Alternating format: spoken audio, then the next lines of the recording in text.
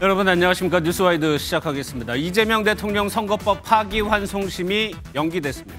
다음 기일을 지정하지 않았기 때문에 재임 기간 중에는 이 대통령에 대한 재판이 안 열릴 가능성이 높습니다. 이 대통령의 국정 운영도 속도를 내고 있습니다. 비상경제 점검 TF도 두 번째 회의를 열었고 트럼프 대통령에 이어 이시바 일본 총리와도 통화를 가졌습니다. 일주일 뒤에 G7 정상회의에서 이 대통령은 두 정상을 직접 대면하게 됩니다. 반면 국민의힘은 차기 지도체제를 두고 갈등이 고조되고 있습니다. 조기 전대냐, 비대위 유지냐, 친윤 등 기존 당 주류와 친한계 등 회신파가 충돌하는 모양새입니다. 먼저 한일 정상 간 어떤 내용의 통화가 이뤄졌는지 영상으로 보겠습니다. 이재명 대통령은 6월 9일 월요일 12시부터 약 25분간 이시바 시게루 일본 총리와 첫 통화를 가졌습니다. 한일 양국이 상호 국익의 관점에서 미래의 도전 과제에 같이 대응하고 상생할 수 있는 방향을 모색해 나갈 수 있기를 기대한다고 했습니다. 양 정상은 향후 직접 만나 한일 관계 발전 방향을 비롯한 상호 관심사에 대해 심도 있는 대화를 나누기로 했습니다. 네, 두 분과 정치권 소식 살펴보도록 하겠습니다. 신현영 전 더불어민주당 의원, 최경철 매일신문 편집위원 나오셨습니다. 어서 오십시오. 예. 먼저요, 한일 정상 간의 정화통화 내용부터 좀 살펴볼 텐데 대통령실 발표를 보면 한미일 협력의 틀 안에서 위기 대응에 노력하겠다. 한미일 그 관계는 미국이 좀 강조했던 부분인데 일단 정석대로 좀 가는 것 같습니다. 예, 이재명 대통령은 후보 시절부터 한미일 관계가 기본이다라는 강조를 여러 번 하셨거든요. 예.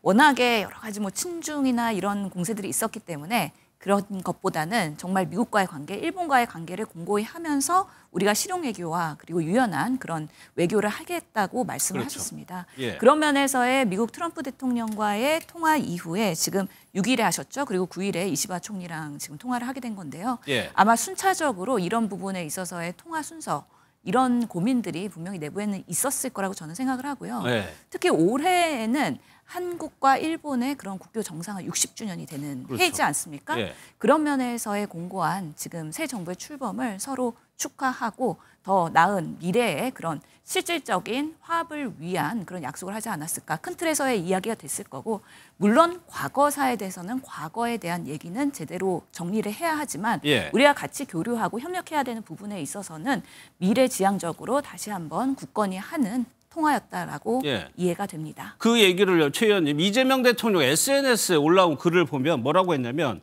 미래지향적인 한일 관계를 만들겠다고 했습니다. 과거보다는 미래에 일단 방점을 찍고 있어요.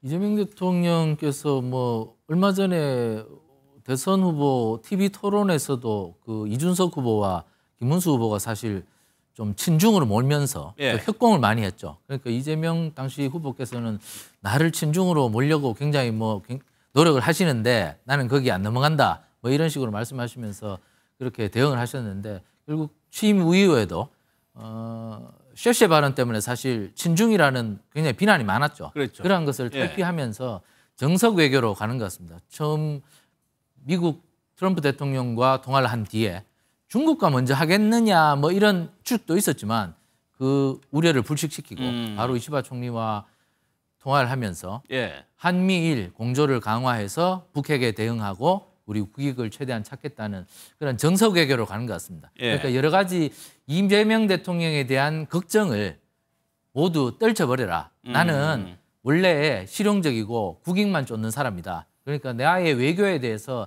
쉐쉐 발언 때문에 자꾸 나를 뭐 중국하고 친하고 미국하고 멀어지고 그리고 일본을 혐오하고 뭐 떨칠 것이라는 이런 우려가 많은데 나는 절대 그런 사람 아니다. 국민들 안심하시고 그리고 예. 미국과 일본도 나에 대해서 그러한 우려의 눈길을 좀 떨쳐달라. 예. 미국이 사실 이 대통령 취임 직후에 중국 관련 발언을 하면서 그 여러 자유 선진 우방국들 중에 중국에 좀 조종당하는 국가들이 있는 것 같다. 예. 이러한 우려를 있었는데 그런 미국이 직접 발언을 낸 것은 사실 외교적으로 굉장히 이례적인 것이었죠. 예. 하지만 그런 우려들을 불식시키면서 미국이든 일본이든 우리 전통 우방과의 확실한 우호 친밀 관계는 계속 갈 것이고 앞으로 그런 걱정과 우려는 떨쳐버려라. 이런 메시지를 확실히 던진 것 같아서 지금 이재명 대통령에 대해서 여러 뭐 보수 지지층들은 굉장히 좀 우려가 있었지만 이런 메시지를 던지면서 굉장히 좀 안정적인 국정을 이어가리라는 전망으로 좀 바뀌어 나갈 것 같습니다.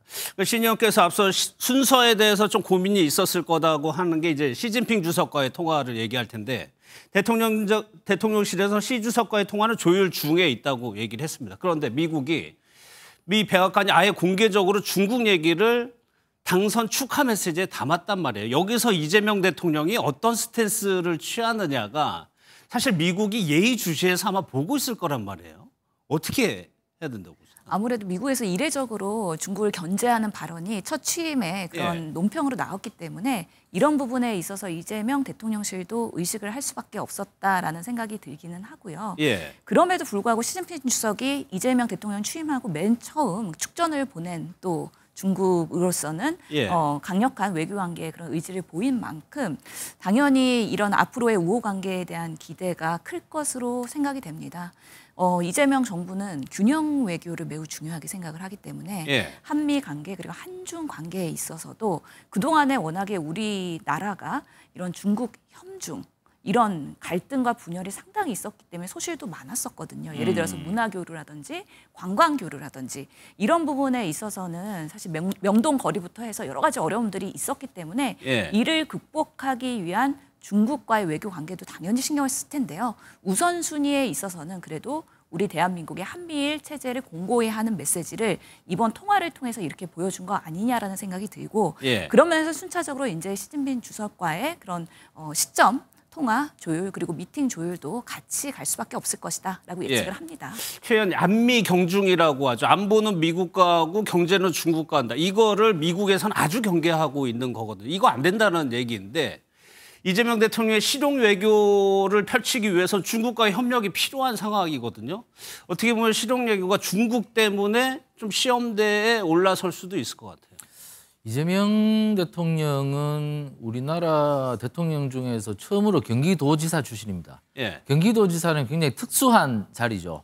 그러니까 중국과의 무역 최전선에 있을 뿐더러 그리고 미국에 우리 수출을 많이 하는 특성상 경기도 산업벨트가 굉장히 미국의 의존도도 굉장히 높습니다. 저 반도체가 대표적이죠. 그리고 뭐 그러한 부분에서 미국과 중국의 중요성에 대해서 동시적으로 좀 많이 아는 사람으로 저는 알고 있습니다. 그렇기 때문에 미국의 중요성이 얼마만큼이고 그리고 중국이 우리나라 경제에 차지하는 비중도 엄청나게 크다는 걸 잘 알기 때문에 그런 측면에서 균형 있는 외교를 잘 할 거라고 봅니다. 지금 미국이 사실 중국과의 관계가 가까워지면 가까워질수록 우리한테 관세를 더 때리겠다는 이러한 협박성 발언이 많기 때문에 노골적으로 하고 그렇습니다. 있죠. 사실 저희는 사실 겁이 많이 나죠. 그렇기 때문에 이재명 대통령께서 그럼 중국, 미국에 대해서 가장 잘 아는 경기도지사 출신이기 때문에 아마 국익을 최대한 고려해서 경제나 안보나 하나의 차질도 없고 사실 뭐 평택이 사실 주한미군 기지 중에는 가장 크지 않습니까? 뭐 외관에 큰 주한미군 기지가 있긴 하지만 그러한 미국의 중요성도 안보에 있어서 굉장히 이재명 경기도지사 출신 대통령께서 잘 아시기 때문에 그러한 부분에서 제대로 된 균형추를 잘 잡을 것이다. 사실 우리가 IMF 때 외환위기 때 우리가 IMF에서 돈을 빌려왔지 않습니까? 달러를 가져왔는데 우리가 달러가 부족해서 그때 미국이 재무당국은 우리한테 돈을 꿔주지 말라고 강하게 반대를 했답니다. 하지만 외교안보 라인, 국방 라인에서 한국에 돈을 꿔줘야 된다. 그만큼 미국이 우리나라에 있어서 생명줄과 같은 나라라는 것은 뭐 이재명 대통령뿐만 아니라 우리 외교관은 모두 다 알고 있기 때문에 미국의 중요성 그리고 중국도 우리에게 경제에 있어서 결코 놓칠 수 없는 파트너라는 것을 알기 때문에 이번 G7에 가서도 이재명 대통령이 그런 국익 외교를 할 것이다. 결국 사상적인 외교라든가 그리고 자신의 선호적인 취향에 따른 외교는 하지 않을 것이라고 저도 보기 때문에 어쨌든 이재명 대통령께서 임기 초반에 보여주신 행보는 굉장히 안정적인 행보라고 저는 볼 수가 있겠다고 생각합니다. 캐나다에서 열리는 G7 정상회의 역대 대통령치고는 굉장히 빠른 속도로 외교전에 뛰어든 셈이 됩니다. 다음은요. 이제 이재명 대통령이 당선이 된 이후에 여당 지도부도 이제 새로 꾸리게 되죠. 먼저 원내대표 경선이 있는데 이른바 명심을 두고 두 후보가 경쟁을 벌이고 있는데 영상부터 좀 보도록 하겠습니다. 저는 이재명 대통령과 함께 국민들의 명령을 충실히 수행하고 대한민국을 정상화하기 위해 더불어민주당 원내대표에 출마하고자 합니다. 저는 누구보다 이재명 대통령님의 국정 철학을 깊이 이해하고 있다고 자부합니다. 이재명 정부의 성공과 진짜 대한민국을 세우는 데 헌신하겠습니다. 저희들이 대통령님 관저에 다녀왔습니다. 어젯밤에. 대통령 되시고 또 그런 자리는 처음이었기 때문에 대통령실에서 말씀하시는 내용 외에는 서로 얘기하지 않는 것이 맞을 것 같고, 대신 대통령실에서 함께 찍은 사진 등도 내보내주셔서 그것으로 좋은 의미가 있었다, 이런 생각이 들었습니다. 원내대표 경선에 출사표를 던진 두 의원의 얘기를 들어보셨는데, 임기 첫 지도부기 때문에 당연히 명심, 대통령의 마음이 어디가 있느냐, 호흡을 맞추는 게 가장 중요합니다. 그래서 사진을 봤더니 이재명 대통령이 이렇게 사진을 찍었어요. 공평하고 공정하게 사진을 찍어야 한다고 해서 두 명의 의원을 옆에 놓고 찍었단 말이에요. 이거는 그야말로 좀 공정하게 보겠다, 이재명 대통령 입장에서 그걸 좀 보여주려고 하는 것 같아요. 예, 맞습니다. 실제로 이재명 대통령의 성격상 예. 사실 경쟁 붙이면서 누가 더 잘하나 이런 부분에 있어서 그런 선의의 경쟁을 하는 분위기로 봤는데, 경쟁을 유발시켜요? 예, 그런 예. 부분에 있어서 긍정적인 부분이 있거든요. 사실은 지사 때도 그렇고 행정을 할 때도 그렇고 당내에서도 사실은 누군가의 손을 아예 들어주는 것보다는 누가 더 노력을 해서 성과를 얻느냐를 보면서 판단을 하는 그런 일부의 그런 그 본인의 의정 활동의 일환들이 리더십이겠죠. 있습니다. 예. 예, 그렇기 때문에 지금 상황에서도 상당히 공정하게 예. 어느 쪽으로도 기울이지 않는, 만약에 어느 쪽으로 기울이거나 한 마음이라도 더 이렇게 두둔하는 메시지를 낸다고 했을 때 또 언론도 가만히 있지 않을 거고요. 그렇죠. 사실은 이거는 대통령의 또 당복 앱이다 이러면서 또 상당히 리스크가 있을 수 있기 때문에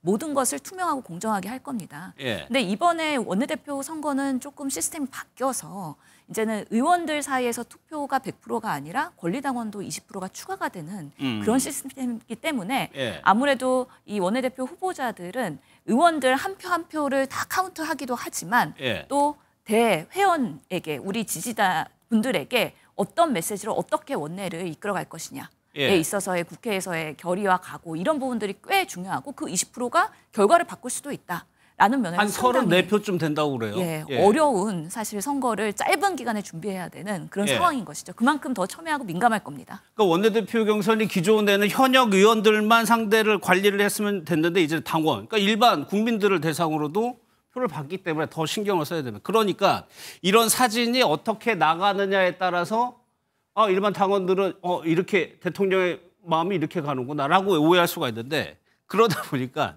최 의원님, 김병기 의원이나 서영교 의원은 이렇게 본인을 홍보하고 있습니다. 같이 찍은 사진인데 김병기 의원도 그렇고 서 의원도 그렇고 본인과 찍은 것처럼 편집을 한단 말이에요. 그만큼 중요하니까 그렇겠죠, 대통령이.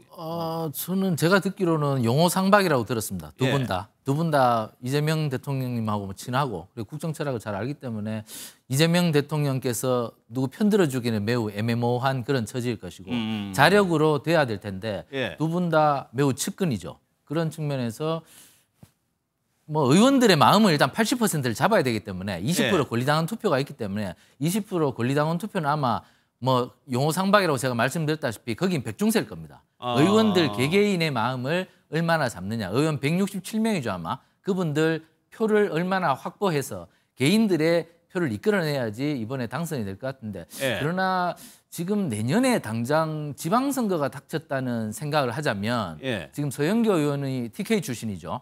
그러니까 TK에서 만약에 내년에 대구시장이나 경북도지사 하나 정도 갖고 온다면 이재명 정부의 국정동력은 굉장히 날개를 더 달 수 있겠죠. 그렇기 때문에 서영교 의원이 저는 약간 유리할 수 있다고 봅니다. 그리고 이번에 그 대구 경북에서 이재명 대통령께서 안동에서 처음으로 대구 경북에서 처음으로 30% 이상의 득표율을 올렸습니다. 예. 그러한 아마 성과도 서영교 의원이 거뒀기 때문에 예. 그런 측면에서 지금 당장 이재명 대통령에서 가장 관심 있다는 쪽이 부산시장이라고 하지 않습니까? 이재명 대통령께서 만약에 부산과 대구 경북을 다 내년 지방선거를 싹쓸이 해버리면 그야말로 내년 국민의힘은 사실상 정당으로서 존립 근거가 가질 수 있겠느냐 예. 이런 것이 있기 때문에 서영교 의원이 아마 그러한 지역 확장성 내년 예. 지방선거를 노린 당의 강한 정부 여당 이것을 예. 내세운다면 조금 더 표를 더 얻지 않겠느냐 저는 이렇게 조심스럽게 예측을 한번 해봅니다. 예. 서영교 의원은 이제 단체 사진을 편집을 한 거라고 하고 김병기 의원은 이제 3명이 찍은 사진을 이제 서 의원을 이제 잘라낸 거예요. 실제로 그럼 현역 의원일 때 원내대표 선거하면 현역 의원들의 표심 중요하기 때문에 어떻게 후보들은 어떻게 막 전화하고 막 그럽니까? 예, 실제로 전화하기도 하고요. 아니면 의원실에 찾아오기도 하고요. 그래서 아주 적극적으로 따로 만나갖고 뭐 내가 당선이 되면 어떤 부분에 있어서 어떤 미래가 너한테도 긍정적일 도와주겠다. 것이다. 약간 그런 뭐 약속을 하기도 하고 다양하게 그렇게 이루어지는데요. 사실 의원들은 골머리를 앓습니다. 원내대표 선거가 제일 어려운 선거거든요. 아, 그래요? 예, 왜냐하면 직접적으로 의원들 표 하나하나를 계산을 하기 때문에 예. 신현영은 동그라미 또는 신현영은 우리 표는 세모 뭐 이런 식으로 정말 하나하나씩 다 그어가면서 몇 표가 본인한테 득표가 될지에 대해서 후보 입장에서는 캠프가 돌아가고 있습니다. 예. 그런 면에서 내 의사를 명확하게 처음부터 밝혀서 적극적으로 도와서 만약에 원내대표가 되면 나중에 원내대표 내에서의 당직을 얻기도 하고 아니면 뭐 지방선거에서의 득이 있을 수 있고 아니면 이제 후반기에 상임위 배분에 있어서도 내가 원하는 데를 갈 수 있기 때문에 원내대표의 권한이 상당히 당 내에서는 중요하기 때문에 예. 결국에는 막판에는 될 사람 그리고 가능성이 높은 사람한테 의원들이 쏠림 현상이 나타나기도 합니다. 그러면 신영께서 뭐 지금은 당밖에 뭐 현직은 아니지만 어떤 게 가장 큰 변수가 될 거라고 보세요? 실제로 지금 두 분 다 사실 여당의 원내대표로서는 역할하시기에 매우 중요한 그런 예. 역임을 하실 수 있는 자질은 있다라고 보이는데요. 결국에는 여당이기 때문에 원내를 끌고 나가는 데 있어서 너무 일방적이면 안 되고 또 통합을 하는 방식으로 또 국민의힘과 개혁신당과도 예. 소통을 잘할 수 있는 원내 이미지가 매우 중요하다고 저는 생각을 하거든요. 그것이 또 대통령 지지율과도 연동될 수도 있고요. 그런 면에서 어떻게 포용하고 그리고 통합할 수 있는 리더십을 잘 이끌어 가겠느냐. 예. 그러면서도 우리 지지자들이 원하는 개혁 과제들 이런 것들을 입법으로써 속전속결로 또 능수능란하게 할 수 있겠느냐. 예. 그런 약간의 일머리 그리고 의정에 있어서의 리더십 이런 것들이 중요한 변수가 될 것 같은데요. 예. 사실은 친소 관계가 많이 작용하면서 표가 의원들은 또 가기도 하기 때문에 예. 다양한 팩터들이 있어서 사실 예측은 어려운 상황입니다. 예. 일단 서 의원은 따로 이재명 대통령과 사진을 찍었는지 정확하게 좀 확인이 되지는 않는 것 같습니다. 그러다 보니까 만찬에서 또 하나 지금 화제가 되고 있는 것이 그 관저 안에 수영장, 조그만 수영장 같은 게 있었다는 것이 거기 참석한 의원들의 목격담입니다. 이거를 민주당에서는 혹시 반려견 수영장 아니냐라고 좀 의심을 하고 있다고 하는데 김병주 의원 얘기부터 한번 들어보겠습니다. 대통령 관전의 일부 공간도 둘러봤습니다. 특히 제 뒤에 보이는 수영장이 눈에 띄었습니다. 가장 깊은 곳은 한 50에서 1m 정도로 보였습니다. 길이는 5에서 6m 정도로 불과합니다. 이 때문에 강아지 수영장이 아니냐는 추측이 설득력을 얻고 있습니다. 수돗물 사용량이 터무니없이 많다는 의혹 또한 제기된 바 있습니다. 강아지 수영장과 무관치 않아 보입니다.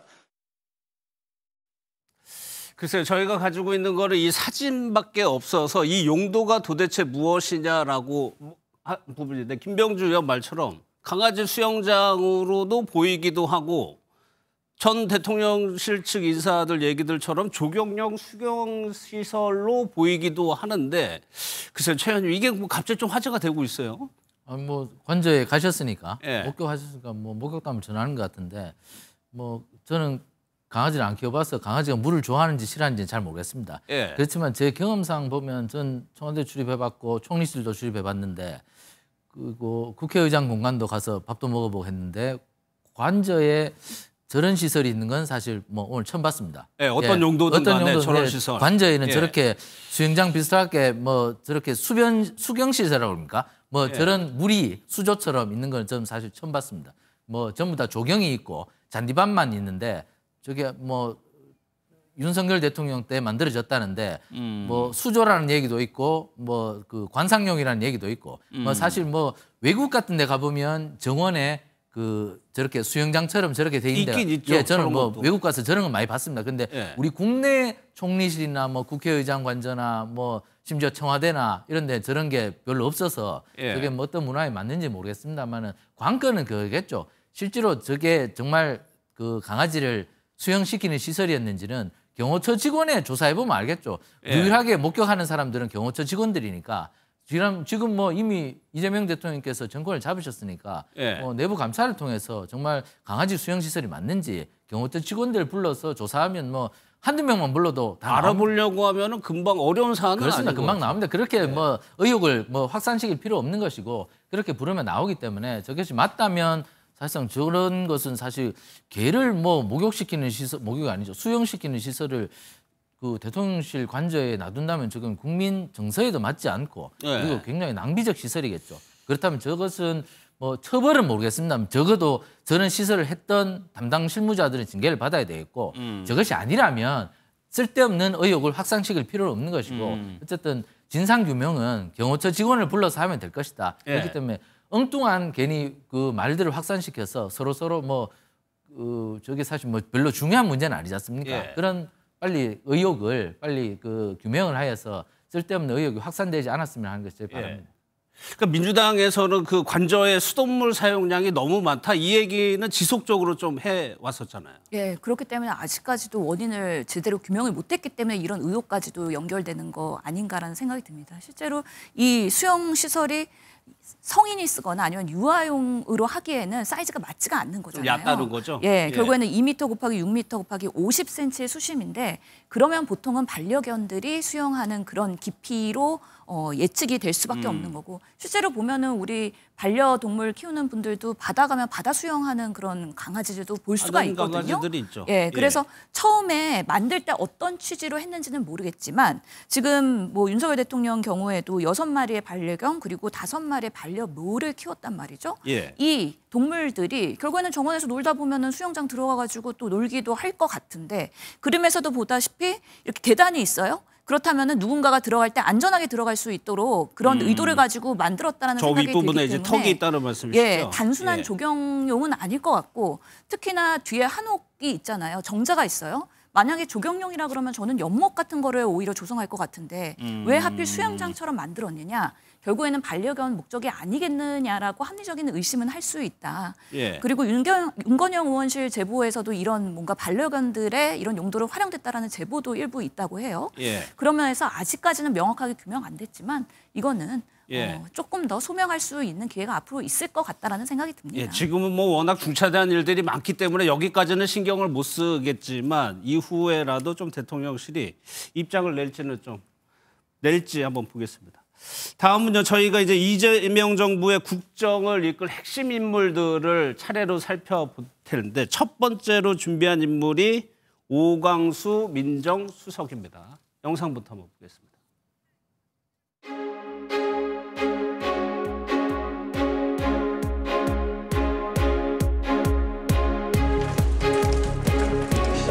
대한민국만 일단은 국정 철학 아래 최우선으로 두고 업무에 임할 오광수 수석은 검찰 출신으로 뛰어난 추진력과 인품을 두루 갖추어 검찰 안팎에서 두터운 신망을 받고 있습니다. 또 사실 또 저희 보호관찰소는 일부에서 오해하고 있는 것처럼 수용시설이나 좀 기피시설은 아닙니다. 또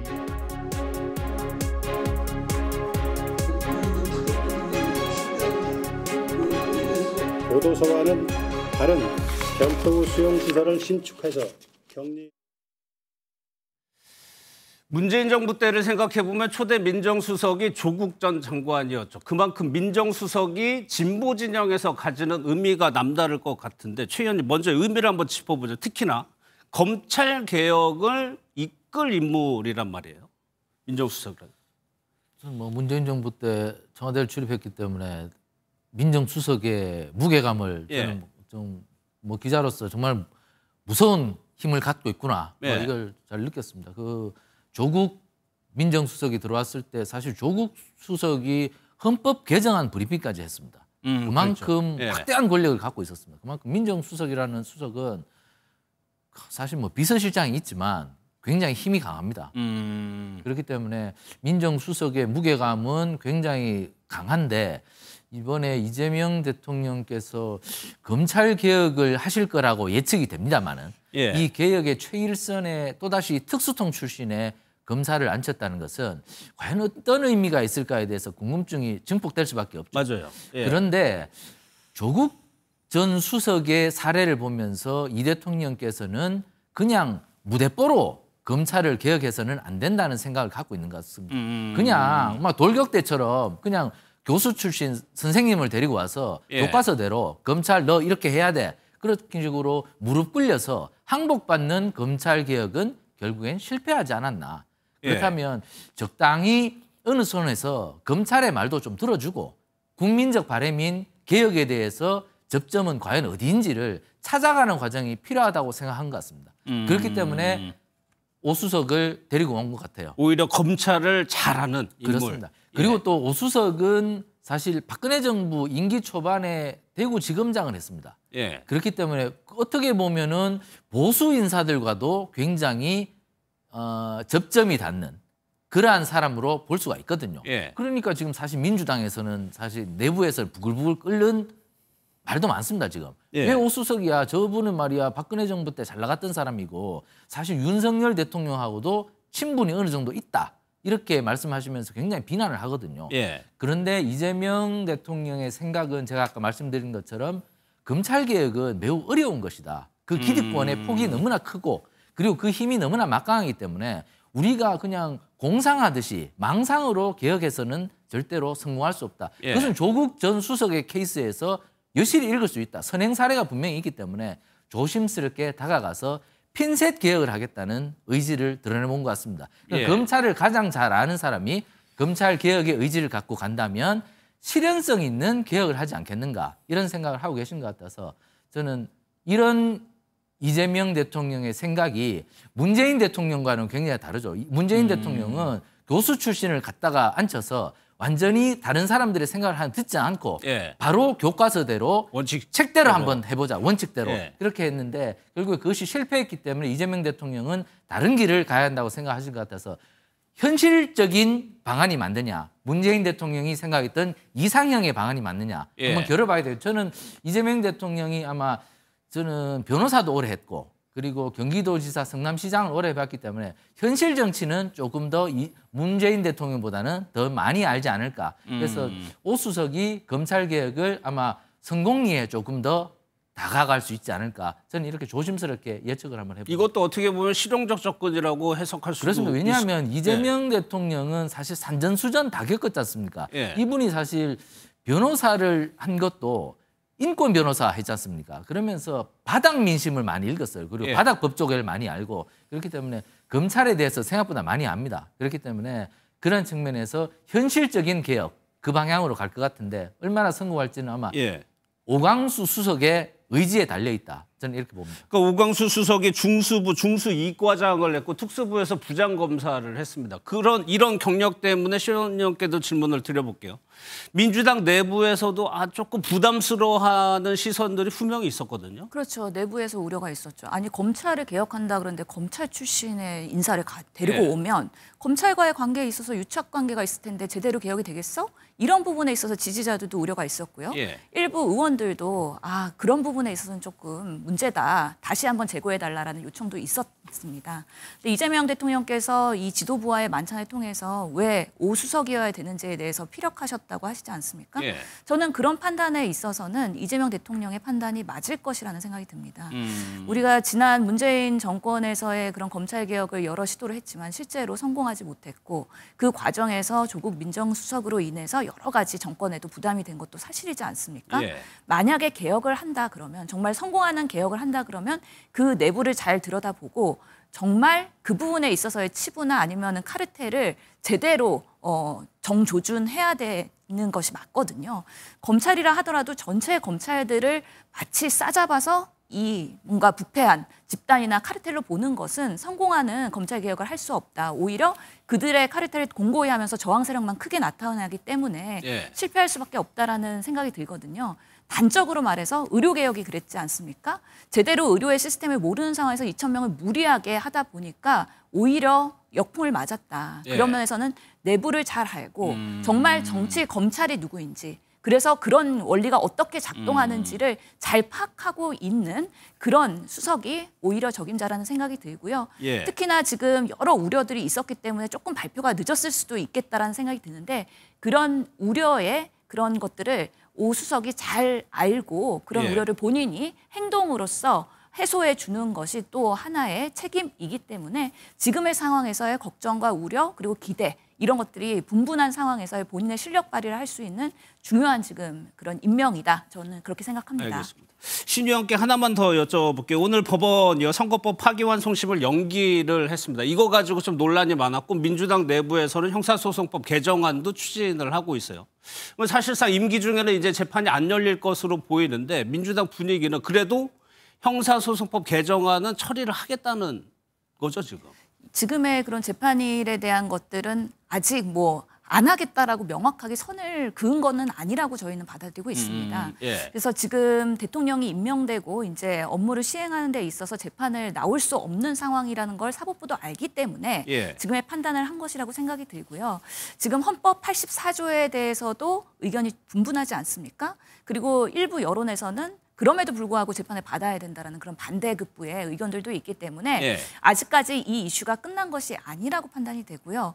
조금 더 5년의 재임 기간 동안에 안정적으로 국정 운영을 하기 위해서 우리 정말 84조에 애매한 부분이 있다 그러면 조금 더 명확하게 입법화하는 것도 하나의 중요한 그런 국회의 역할이라는 민주당의 생각들이 있기 때문에 예, 다음 본회의 때 이 부분을 올릴지 안 올릴지에 대해서는 확정된 건 아닌 것 같긴 한데요. 예. 조금 더 그런 부분에 있어서 신중하게 검토가 되면서 추진되지 않을까라는 생각도 듭니다. 알겠습니다. 다음은 국민의힘 상황으로 넘어가도록 하겠습니다. 김용태 위원장이 어제 강력한 개혁 의지를 내비쳤죠. 오늘도 이 거취를 가지고 지금 의총장 안에서 여러 가지 얘기들이 나오고 있는 것 같은데 먼저요. 김용태 위원장 얘기부터 좀 들어보겠습니다. 첫째, 9월 초까지 전당대회를 치를 수 있도록 준비를 하겠습니다. 둘째, 대통령 탄핵 반대 당론 무효화를 추진하겠습니다. 셋째, 당의 대선 후보를 부당하게 교체하고자 했던 과정의 진상을 규명하고 합당한 책임을 부과하겠습니다.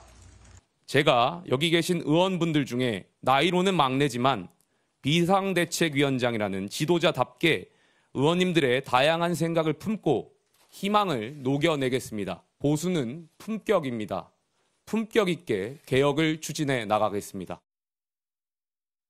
김용태 위원장의 임기가 사실 이번 달로 끝나는데 개혁을 추진하겠다고 오늘도 얘기를 했습니다. 그럼 최 의원님, 오늘 의총에서 그렇다면 비대위원장 김용태 위원장의 임기를 이번 달로만 할 것이냐 아니면 연장할 것이냐 그 부분도 지금 논의를 하고 있는 거죠. 네, 그렇습니다. 오늘 제가 듣기로는 이미 비대위가 와해됐으니 예. 김용태 비대위원장이 이번 달 말로 돼 있습니다만은 김용태 비대위원장도 조기 사퇴하는 것이 맞다. 이런 쪽으로 의견이 많았던 것으로 저는 들었습니다. 그렇기 때문에 김용태 비대위원장만 있고 비대위원은 없는 지금 기형적인 체제가 만들어졌지 않습니까? 예. 지난주에 모두 사퇴를 해버렸고 공성동 원내대표도 사퇴를 해버렸고 결국에는 새로운 판을 짜야 하는데 그런데 새로운 판을 짜기 위해서는 또 어떤 관리 주체가 있어야 되겠죠. 예. 그러니까 또 임시 비대위가 만들어질 수밖에 없는 겁니다. 그렇기 때문에 저는 지금 전당대회를 9월에 하든 그리고 좀 더 늦춰서 12월에 하든 예. 어쨌든 새로운 비대위가 만들어지는 것은 필수 불가결하다. 그러나 그 비대위가 얼마만큼 권한을 줘야 할지는 모르겠지만 예. 어쨌든 전당대회를 준비하는 비대위는 필요하다. 그러나 지금 빨리 전당대회를 한다면 지금 얼마 전에 대선 후보 경선을 하면서 국민의힘이 너무 내부 분란이 많았습니다. 그런데 예. 또다시 전당대회를 빨리 잡아서 후보들 간에 당권을 놓고 치열한 또 경선을 한다면 내부 분란이 너무 좀 심하지 않을까. 그렇다면 이번에 관리형 비대위를 좀 출범시켜서 지금 국민의힘 내부에서 너무 다투고 예. 그리고 멱살 잡는 이 분위기를 조금 식히는 것도 저는 좀 필요하지 않을까. 예. 이렇게 생각해서 지금 관리형 비대위를 좀 띄워서 전당대회는 조기에 하는 것보다는 그래도 지금 내부의 분열의 열기가 너무나 강하니 예. 이 분열의 열기를 좀 식힐 수 있는 냉각기를 갖고 연말쯤이나 연말보다는 너무 늦다고 생각하면은 예. 11월쯤이나 이런 전당대회 일정을 잡는 것이 지금 국민의힘이 자꾸만 멱살 잡고 다투고 서로 흉보고 이런 분위기를 좀 사그러들고 예. 그리고 당의 화합과 그 연대를 좀 더 강화하는 그런 것으로 가지 않겠나 저는 이렇게 싶은데 어찌됐든 국민의힘은 지금 냉각기를 좀 가져서 또다시 바로 경선 분위기로 가서 당대표 경선을 그렇다면 또다시 너무나 험한 싸움을 하기 쉽고 그렇다면 네. 외부에 지금 그 국민의힘에 대해서 굉장히 비판을 하고 계시는 홍준표 전 대구시장이나 그리고 국민의힘에 대해서 정당성을 인정하지 않고 있는 이준석 개혁신당 전 대선 후보나 이런 분들의 외부의 목소리가 있기 때문에 국민의힘이 더 약해질 수가 있다. 그렇기 때문에 이번에 관리형 비대위를 좀 띄워서 빨리 국민의힘이 화합하는 계기로 삼는 냉각기를 좀 갖는 것이 좋지 않겠나. 뭐 여러 의원들도 그런 생각을 갖고 있는 분 계시고 저도 그런 생각을 좀 가져봅니다. 그런 그러니까 그런 주장을 하는 게 지금 언론에서는 친윤계 현재는 당 주류. 그렇죠. 그렇습니다. 근데 친한계나 이런 좀 개혁을 주장하는 데서는 조기에 전당대회를 하자는 주장이. 왜냐하면 친한계 분들은 지금 빨리 그 전당대회를 하면 지금 사실 무주공산이지 않습니까? 김문수 전 대선 후보가 다음 대선에 나올 가능성이 별로 없기 때문에 김문수 전 대선 후보가 당권을 잡기에도 굉장히 좀 물리적으로 어려운 지경에 있습니다. 그렇기 때문에 지금 사실상 국민의힘이 당장 대선이 아니라 당권 경선을 한다면 한동훈 전 대표가 당권을 잡을 가능성이 제가 볼 때는 50%를 넘는다. 빨리 하면. 그렇습니다. 그렇기 때문에 지금 빨리 하자는 것이 한동훈 전 대표 측에서는 그렇게 나올 수밖에 없는 것이죠. 하지만 그렇게 빈집을 그저 내주고 싶은 생각이 지금 당의 주류의 의원들은 없는 것이기 때문에 그래서 좀 시간을 두자는 것이고 어쨌든 서로의 타협이 필요하리라고 봅니다. 뭐 한동훈 후보 측이 예상하는 거 그리고 주장하는 것처럼 빨리 경선을 하는 것이 좋다면 한동훈 전 대표 측에서는 그런 명분을 빨리 내세우는 것이 좋겠고 그러나 지금 명분이 별로 없죠. 당장 빨리 하면은 자신 유리하기 때문에 그렇게 하자는 것이기 때문에 한동훈 전 대표 측에서는 그런 조기 당대회를 하려면 빨리 명분을 만들어야 된다. 그러나 지금은 당장 명분이 모자라는 것 같은데 서로 타협이 좀 있어야 될 것 같아서 이번 주가 아마 좀 분수령이 될 것 같고 차기 원내대표가 누가 되느냐에 따라서 차기 전당대회 일정도 어떻게 되느냐 빨라지느냐 그렇습니다. 늦춰지느냐 달라질 것 같습니다. 하나씩 좀 짚어볼 텐데 저희가 앞서 국민의힘 의총이 벌어지고 있는 앞에 라이브 영상을 저희가 보여드렸는데 비공개로 그러니까 모두 발언만 하고 의원총회는 원래 비공개로 전환이 됩니다. 지금 2시부터 시작을 했다면 지금 2시간 넘게 지금 의총이 안 끝나고 있는 건데 그럼 심지어 저 안에서는 비공개로 여러 가지 의견들이 자유롭게 막 개진이 되죠. 그렇죠. 실제로 근데 나와서 얘기하는 사람들은 좀 정해져 있습니다. 그렇죠. 항상 발언하는 분들이 발언을 하기 때문에 민감한 부분에 있어서 적극적으로 의견 표명을 하는 의원들과 그렇지 않은 의원들이 나눠지게 되고요. 결국엔 그래서 표현하는 분들이 다수가 되면은 그쪽으로 쏠리는 현상들이 있어서 좀 바이아스는 분명히 있다. 그런 면에서 오늘의 의원총회에서는 얼마나 많은 의원들이 그동안에 말 못하던 소신 발언을 할 것이냐. 그것에 따라서 전당대회나 아니면 비대위에 대한 뭔가 개혁 이런 것들이 달라질 수도 있을 텐데 정말 당을 생각한다 그러면 소신껏 본인의 정말 정체 초심의 마음으로 지금 이렇게 무너진 국민의힘을 어떻게 재건할 것이냐를 얘기를 해야 될 텐데 여전히 지금 국민의힘의 모습은 당권 다툼으로 인해서 무너져가고 있는 배에서 서로 뭐 방향키를 잡겠다라고 싸우고 있고 정말 배를 구조하기 위해서 많은 희생이 보이지는 않고 있는 상황이거든요. 그런 부분들이 상당히 아깝다. 저는 김용태 비대위원장이 됐을 때 아니 젊은 정치인을 얼굴마담으로 활용하려고 하는 거 아니야? 라는 비판과 우려가 있었는데요. 지금의 모습은 김용태 비대위원장이 생각보다 그래도 방향키를 잘 잡고 지금 상황에서는 어떤 친윤이나 아니면 친한 에도 유리하지 않은 방향에서 정말 당을 생각하는 솔루션을 제시하는 거 아니냐라는 생각이 들기는 하고요. 물론 한동훈 전 대표 입장에서는 지금의 이런 전당대회를 빨리 하면은 그런 후보 정경 발표 과정을 통해서 지금 왜 국민의힘이 이렇게 비상계엄 이후로 폭망하고 있는지에 대해서 다시 한번 진실되게 사과를 하고 대안의 미래를 얘기할 수 있는 계기가 되기 때문에 전당대회 과정을 통해서 국민의힘이 재건할 수 있는 방향이 될 것이요 하고 주장을 할 것이고요. 그럼에도 불구하고 지금 여전히 영남 그리고 중진 의원들 중심의 그런 친윤 의원들은 당권에 있어서의 본인들의 불리한 부분은 예. 빠르게 이런 당권을 놓거나 아니면은 정말 한동훈 쪽으로의 쏠림 현상이 있기를 견제하기 때문에 이런 부분에서 시간 끌기 작전으로 가지 않을까. 그래서 여전히 이런 당내에서의 여러 가지 헤게모니 싸움들이 지속되고 있는 것이 지금의 국민의힘의 모습이다. 그래서 상당히 안타깝다는 생각이 듭니다. 예. 지금 의총장 안에서 어떤 얘기들이 전해지고 있는지 아직 정확하게 모릅니다. 그러면 그 의총 전에요. 이제 들어가는 이제 의원들이 들어가는데 뭐라고 얘기를 하면서 들어갔는지 이거 듣고 한번 좀 이어가도록 하겠습니다. 나는 저 전당대회를 빨리 해야 된다. 그건 우리가 얘기를 한 건 없어요. 이렇게 임기를 정하자는 얘기는 없고. 네. 또 다양한 의견들이 있었기 때문에 그 의견들을 취합해가지고 말씀을 좀 드리도록 하겠습니다. 전당대회 시점 관련해서도 최대한 우리가 할 수 있는 한 최대한 빨리 해야지된다라는 그런 의견과 내부적으로 좀 체제를 정비하고 이렇게 전당대회를 치러야지 되지 않냐라고 하는 그런 의견들이 있었거든요. 삼선 의원들의 그런 의견들 잘 전달할 수 있도록 하겠습니다. 친윤 성향의 의원들은 김용태 위원장에 대해서 상당한 비판의 목소리가 많이 나왔습니다. 심지어 빨리 물러나라는 그런 말씀들도 있었는데 임기를 다음 새 지도부가 구성될 때까지는 가야 된다. 그런 입장을 밝히고 나왔습니다.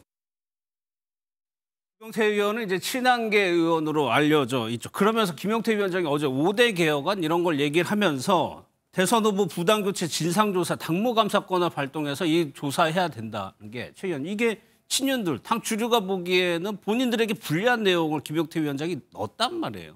이걸 어떻게 해석을 해야 됩니까? 그러니까 뭐 본인들 친윤계 입장에서는 매우 좀 거슬리는 예. 그런 요구안이죠. 그렇기 때문에 저는 경선은 대선의 패배로 이미 끝났다고 저는 봅니다. 예. 뭐 지금 경선을 과정을 따져본들 다시 뒤집어 본들 대선이 이미 져버렸는데 예. 그 경선을 따져본들 물론 뭐 여러 가지 불협화음이 있었습니다만은 그것을 갖고 당내에서 지금 갑론을박을 해서 이 사람을 징계하고 저 사람을 징계하고 해본들 그것은 떠나간 버스인데 예. 왜 저는 자꾸 국민의힘이 과거지향적인 모습을 자꾸 보이는지 모르겠습니다. 지금 민주당은 굉장히 강한 입법을 또 시작을 했습니다. 3대 특검, 예. 그리고 뭐 상법 개정, 그리고 양곡법 개정 이런 것을 또 시동을 걸 겁니다. 그렇다면 국민들은 굉장히 환호할 수도 있습니다. 그런 시원한 법률 나왔네. 이렇게 법률들이 쏟아질 텐데 예. 국민의힘은 스스로 자해하고 스스로 내부 총질하면서 싸울 여유가 있는지 저는 사실 묻고 싶습니다. 지금 민주당과 겨루어서 싸워도 이길 똥 말똥인데 예. 저는 국민의힘이 저런 과거를 갖고 계속 싸운다면 저것은 자멸의 길로 가는 것이다. 내란 같은 경우는 지금 재판이 진행되고 있습니다. 예. 그럼 재판부에 맡기면 됩니다. 누가 잘못했는지. 그리고 심지어 재판부의 그 판결 과정에서 국민의힘 의원들도 잘못했다는 뭐 판결이 만약에 나온다면 거기에 대해서 또 법의 심판이 있을 겁니다. 예. 그런데 그것을 지금 법원에 맡기고 여러 가지 경찰에 맡기고 검찰에 맡겨둬야 할 사항을 왜 국민의힘이 바쁜데 그 바쁜 와중에 저런 것까지 해야 하는지 저는 참 의문스러운데 국민의힘은 내일을 보고 빨리 당 체제를 정비해서 예. 내년 지방선거를 어떻게 이길 것인가를 고민하고 염려해야 됩니다. 근데 지금 계속 서로 다투고 서로 흉보고 서로 멱살 잡는 일만 계속하다가는 정말 당이 어떻게 될지 모른다. 지금 홍준표 전 시장님 말씀을 이렇지 않습니까?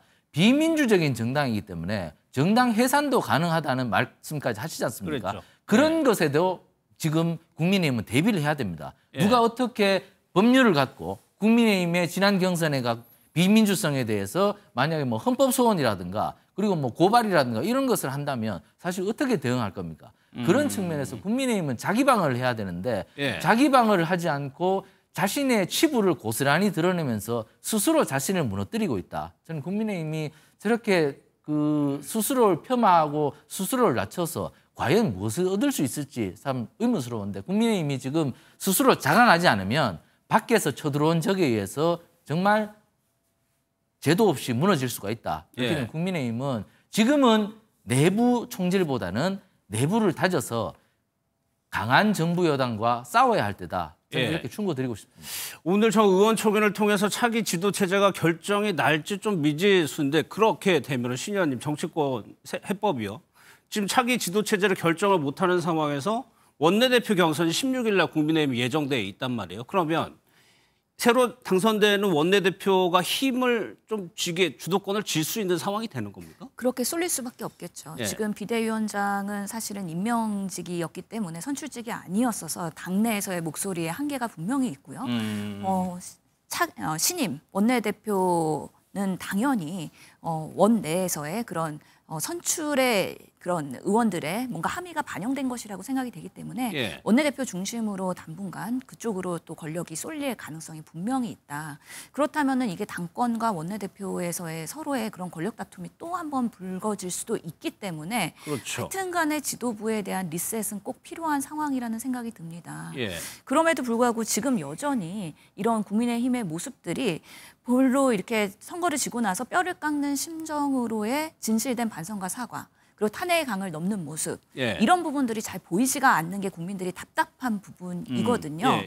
그런 면에서 김용태 비대위원장 이런 5대 개혁 안에서는 분명히 지난 그런 위원 정당이나 아니면 내란 정말 세력이라고 오해받을 수 있는 여러 가지 그런 치부들이 분명히 있는데 이런 부분들을 제대로 발라내고 그것을 차단하고 가지 않으면 이런 일들이 계속 반복되면서 국민의 눈높이에서 국민의힘은 오히려 더 멀어져 갈 수 있겠다라는 그런 위기의식의 반영이라고 저는 생각을 하고 예. 그런 면에서 얼렁 탄핵의 강을 지나고 그리고 경선 과정에서의 그런 위헌적인 행태에 대해서 선을 긋고 이런 부분에 있어서 과거사를 정리하면서 미래로 나아갈 준비를 하기 위한 어쩔 수 없는 판단이지 않았나라는 생각이 들기 때문에 기존의 그런 그 당권을 주류 세력들과 결별하는 수순을 본인의 마지막 소임으로 생각하면서 지금 고군분투하고 있을 가능성이 높다라는 예. 면에서 조금 더 버티기 하지 않을까라는 또 예측도 해봅니다.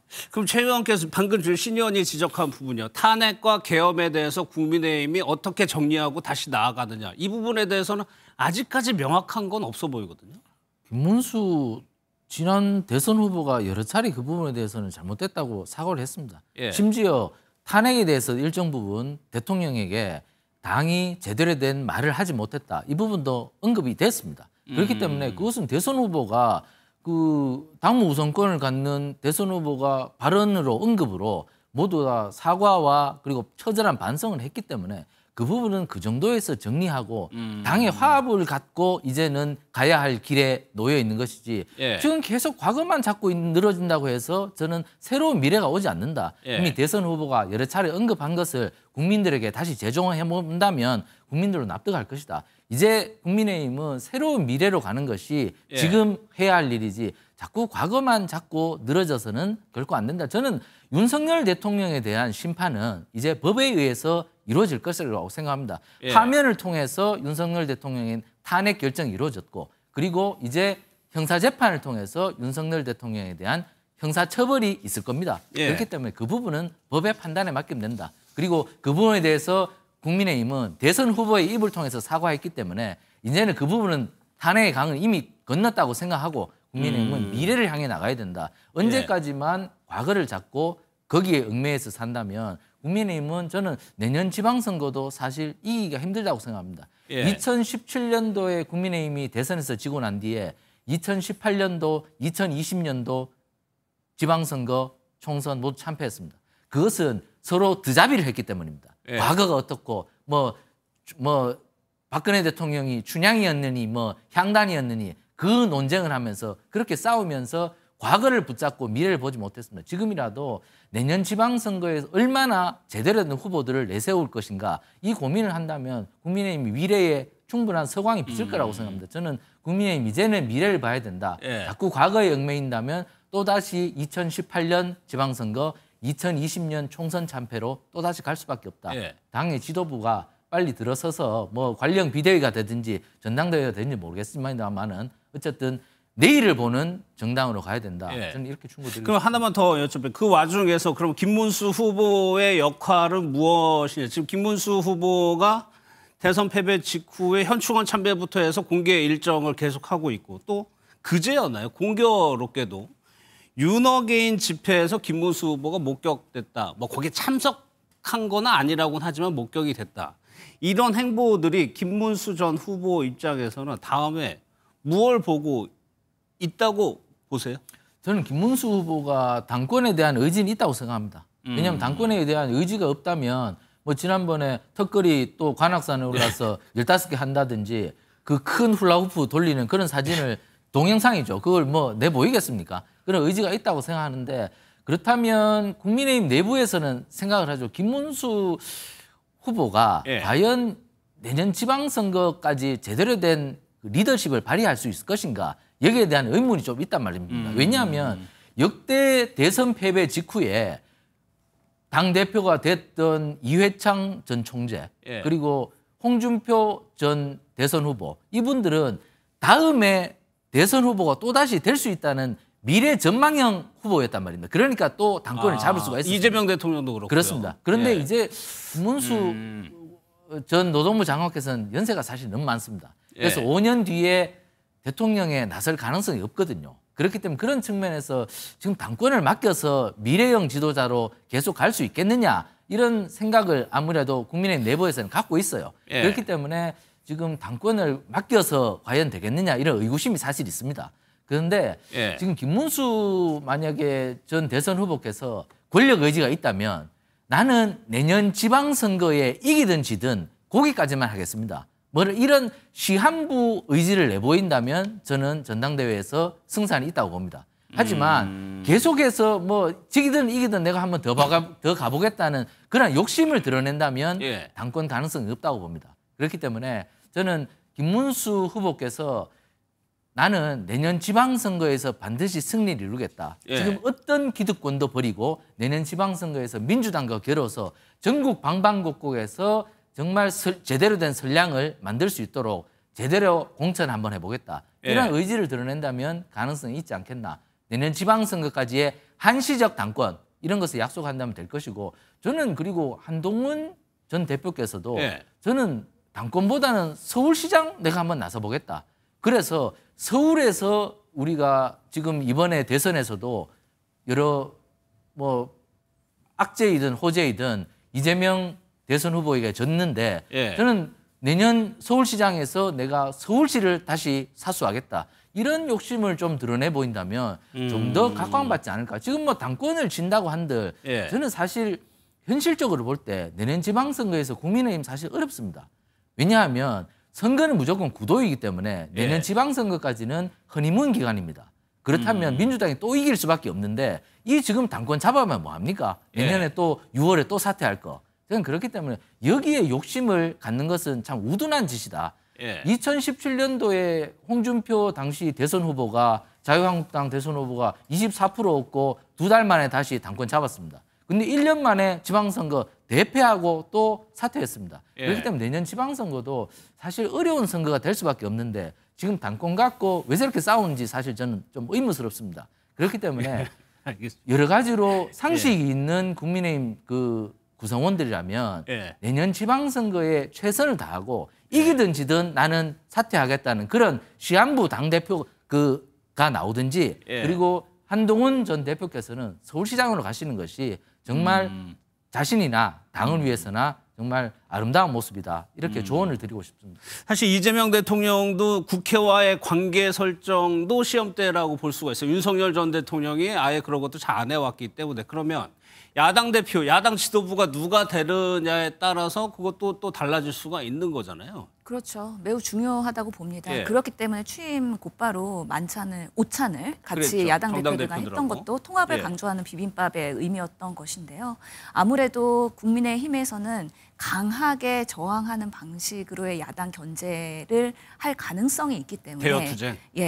그렇기 때문에 이들을 어떻게 통합하면서 아우를까. 그러면서 아마 대통령실의 그런 인선에 있어서도 정무수석이나 이런 부분에서 조금 더 유연하고 소통이 가능한 분으로 임명을 하셨을 거라고 예측을 합니다.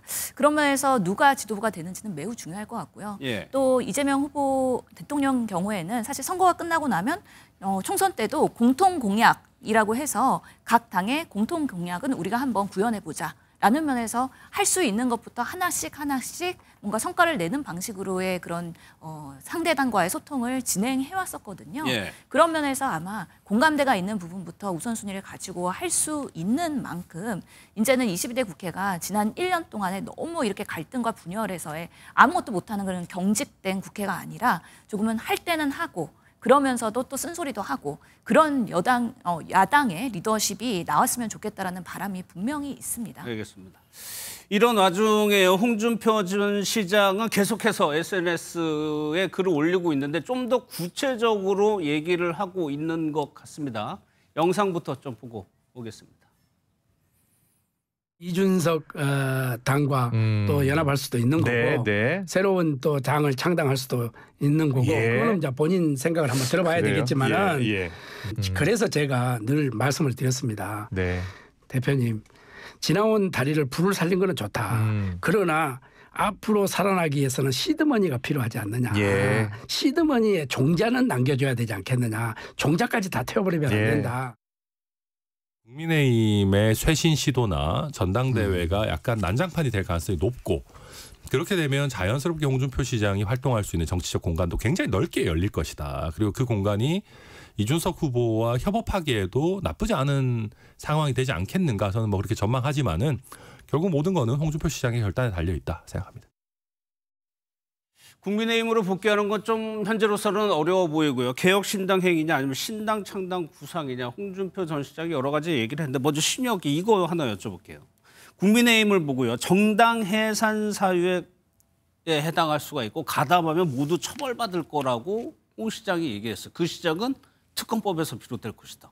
이 부분은 어떻게 보세요? 예, 홍준표의 쓴소리가 이제 시작된 거죠. 예. 아마 그 하와이 가실 때부터 나는 선거 끝나고 나서 대청소할 거다라는 말씀하셨잖아요. 정치에서의 정말 그런 뭔가 앞잡이들 이런 부분에 있어서 국민의힘에 여러 번 되었기 때문에 본인도 피해자라고 생각을 하고 있고 그런 면에서의 강력한 목소리가 앞으로는 나올 거라고 생각이 듭니다. 그러면서 이번에 내란 특검 그리고 김건희 특검 이런 최혜병 특검 과정에서의 지난 정부의 과오 그리고 그것과 유착됐던 국민의힘의 몇몇 의원들까지도 만약에 문제가 드러나게 되면은 그 자체로서 이제 국민의힘은 정말 기득권의 그런 친윤 정당으로서의 그동안의 여러 가지 문제점들이 드러나게 될 것이고 그러면 자연히 소멸될 수 있는 일부의 그런 당권의 그런 의원들이 있을 거라는 사실 좀 판단을 하신 것 같아요. 그러면서 본인이 할 수 있는 역할을 하겠다는 건데 지금 페북을 열심히 계속 쓰고 계시거든요. 그러면서 지금 이런 상황에서 내가 할 수 있는 게 없다는 것이 정말 답답하다라고 또 언급을 하셨어요. 그러면 계속해서 정치에서의 뭔가 역할 그리고 본인이 더 나은 대한민국의 정치를 위해서 어떤 기능을 할 것인지에 대한 고민을 분명히 하고 계시면서 목소리는 앞으로도 더욱더 크게 낼 것 같다는 생각이 듭니다. 근데 실제로 정당 해산 청구 가능할 거라고 보세요? 그거는 특검 과정에서나 아니면 그동안에 이제 정권이 바뀌었기 때문에 전 정권에서의 여러 가지 당정 유착이나 이런 부분들에 조금 정황이 드러나야 될 부분이 있긴 한데 저는 그럼에도 불구하고 여러 가지 그런 경선이나 아니면은 대선 후보를 선출하는 과정에서도 너무 졸속이거나 위헌적인 요소들이 분명히 있었고 비상계엄이 발생한 그날에서도 어떻게 정말 비상계엄을 해제하는 데 의원들이 역할을 하지 않고 오히려 방해하는 데 역할을 했던 일부의 의원들이 있거나 그동안의 그런 대한민국의 큰 굵직한 이슈에 있어서 뭔가 본인들이 방탄을 했었던 그런 잘못된 것들이 있다고 하면은 국민의힘의 특히 당론으로 잘못된 방식으로의 갔던 부분들은 분명히 이번에는 짚고 넘어갈 수밖에 없을 것이다. 그래서 그것이 쌓이고 쌓이면 정당 해산까지 갈 수 있을지는 모르겠는데요. 분명히 그런 일부의 국민의 요구가 있기 때문에 특검을 통해서 조금 더 낱낱하게 드러나게 되면은 가능성을 아예 배제 못한다라고 판단을 합니다. 알겠습니다. 이제 지지자들이 홍 시장에 대해서 여러 가지를 물어봤습니다. 개혁신당 가는 거냐? 그건 낭설이라고 얘기를 했고요. 새 정당으로 뵙고 싶다. 그거에 대해서는 알겠다라고 얘기를 했습니다. 그러면 공통질문 바로 드려볼게요. 최 의원님. 그렇다면 홍 시장이 정치를 다시 하긴 할 건가 봐요. 그런데 그 방법에 대해서 구체적으로 낭설이다, 알겠다 이렇게 답을 했단 말이에요. 그렇다면 홍 시장이 돌아오게 되면 어떻게 할 거라고 생각하세요? 홍 시장님이야 뭐 좀 오래 알았습니다만은 국민의힘으로 돌아오시고 싶죠. 사실 뭐 하와이 가시고 이런 속내는요? 그렇습니다. 하와이 가시고 이런 것도 너무 경선 과정에서 분통이 터져서 사실 간 거지 않습니까? 뭐 개인적으로 울분이 터져서 그렇게 간 것인데 근데 가서 이렇게 보니까 개혁신당이 이번에 8%밖에 못 얻었어요. 그렇게 되면 홍 시장님이 항상 강조하시는 그거거든요. 제3지대는 없다. 그냥 뭐 양당 체제로 간다는 것이 항상 강력한 주관이었는데 그런 말씀을 바꾸는 여러 장면들도 보이지만 또 다시 양당이 맞지 않겠느냐. 개혁신당 3지대는 안 간다. 이런 말씀도 언뜻 비치지 않습니까? 결국에는 다시 그렇습니다. 예. 그리고 지금은 그 국민의힘이라는 정당이 그 사람이 모인 정당이기도 하지만 재산도 엄청나게 많습니다. 민주당도 그러하지만 예. 그렇기 때문에 그 정당의 울타리를 벗어나서 새로운 길을 간다는 것은 너무나 풍찬 노숙의 길입니다. 저희는 예. 뭐 사실 2017년도 박근혜 대통령 탄핵 이후에 바른정당의 사례가 있지 않습니까? 바른정당이 그렇게 갔으면서도 호기롭게 한 35명 나갔습니까? 엄청나게 많이 나갔습니다. 많이 나갔죠. 자유한국당에서. 예. 그렇지만 다 돌아왔습니다. 그 험한 길을 걸어보니까 안 된다는 겁니다. 그렇기 때문에 결국에는 우리 구조화된 양당 체제의 경로에서 사실 빠져나가기 어렵다. 그렇기 때문에 저는 홍 시장님이 저렇게 자꾸 페이스북에 글을 올리고 예. 여러 언급을 뿌리는 것은 국민의힘에서 나를 좀 손잡고 데려가 달라. 이렇게 메시지를 다시 보내는 것이다. 그게 김문수 후보하고 비슷한 겁니까? 그렇습니다. 이거 네. 나 지금 할 일 별로 없는데 지금 데려가면 나 좀 도움 될 거야. 내년에 뭐 어떻게든지 내가 정치 오래 했는데 네. 내 팬도 좀 있어. 뭐 그렇기 때문에 나를 좀 데려가주면 좋겠어. 이런 메시지를 던지는 것 같습니다. 저는 홍 시장님이 정치 오래 했기 때문에 네. 3지대에서 설 가능성은 없다고 자신이 확신을 할 겁니다. 아. 그렇기 때문에 다시 돌아오기 위한 밑밥을 뿌리는 것이다. 그렇기 때문에 누구 하나 손 좀 잡아주세요. 이렇게 메시지를 뿌리는 것 같은데 그러나 지난 대선에서 우리 홍 시장께서 너무 그 좀 속된 말로 고춧가루를 많이 뿌리셔서 우리 예. 국민의힘 내부에서 좀 홍 시장에 대해서 나쁜 마음을 좀 그 갖고 계신 분들이 많거든요. 예. 그래서 쉽게 들어오지는 못할 것이다. 그러나 시간이 좀 걸리면은 아마 사실 지금 강력한 정부 여당에 그 대항하기 위해서는 예. 한 명의 손이라도 더 잡아야 되기 때문에 어쨌든 들어올 수밖에 없을 것이다. 그러나 들어오는 과정은 뭐 그 여러 마찰음이 있겠지만 홍 시장께서는 들어오고 싶은 마음이 많기 때문에 지금 말을 계속하는 것이다. 저는 이렇게 그러면 하나만 더요. 그 과정에 그렇게 생각이 변한 이유 중에 하나가 이준석 후보의 득표율 8%에 그쳤 득표율 이게 가장 큰 영향을 미쳤다고 보세요? 그렇습니다. 저는 역대 대선에서 제3지대가 통한 적이 거의 없었습니다. 예. 그렇기 때문에 우리나라 정당 구조도 미국의 민주공화당 양당 체제처럼 그 경로가 이미 굳어졌다. 그 경로에서 이탈해서 3지대가 들어올 가능성은 거의 사라졌다. 예. 그렇게 보기 때문에 양당 체제가 그에 속 갈 것이고 저는 그 이준석 개혁신당도 결국에는 큰 집으로 들어오지 않을까. 저는 사실 이게 원내 교섭단체도 아닌데 저 의석수 3개를 갖고 얼마나 오래 갈 수 있을까. 저는 결국에는 내년 예. 지방선거를 기회로 작은 집이 큰 집으로 들어오는 그리고 홍준표 시장도 어떤 역할을 위해서 다시 들어오는 그런 예. 기회가 만들어질 것이라고 생각을 합니다. 알겠습니다. 그러면 신 의원은 어떻게 지금 보고 계세요? 홍 시장이 여러 가지 얘기를 지금 하와이에서 하고 있는데 결과적으로 이제 대선도 끝났고 이재명 대통령이 됐습니다. 돌아와서 어떤 행보를 취할 거라고 보세요? 본인이 국민의힘을 재건하는 데 있어서 역할을 하길 바라시겠죠. 네. 그런 면에서의 어떤 부름이 있을지 어떤 시기에 될 건지는 조금 더 지켜봐야 되겠습니다. 역시 국민의힘으로 돌아오고 싶다고 생각하시는 거네요. 사실 저희도 뭐 정치를 하면서 보니까 제3개혁신당 등 새로운 예. 미래 등 제3지대로 가는 분들이 멋있어 보이는 부분도 분명히 있습니다. 예. 새로운 정치를 꿈꾸면서 내가 제대로 주도해보겠다.